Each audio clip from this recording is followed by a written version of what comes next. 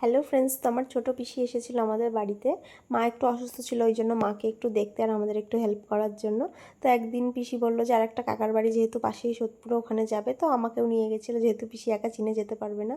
তো ওখানেই চলে যায়। আর এখানে দেখো সবাই মিলে আমমুড়ি খাচ্ছে। হ্যালো গাইস, দেখছো আমরা মেজদার বাড়ি থেকে চলে এসেছি ছোটদার বাড়িতে। আর এই যে এইটা আমার ছোট বৌদি, আমাকে খুবই ভালোবাসে। সকাল সকাল আমরা সকালেই চলে এসেছি।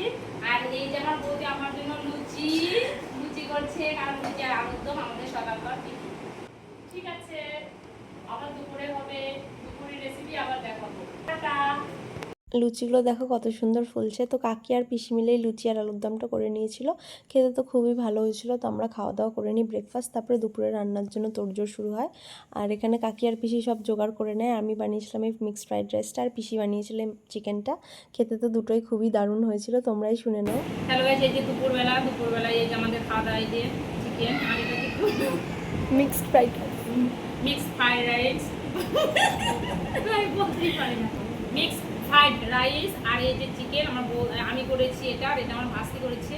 আর এই যে আমার ছোটো বৌদি খুব সুন্দর রান্না করে। কিন্তু আজকে আমরা বৌদির বাড়িতে এসেছি, বললাম বৌদি আমরাই রান্না করি, আর তোমরা সাবস্ক্রাইব করে দিও। Bye, tata.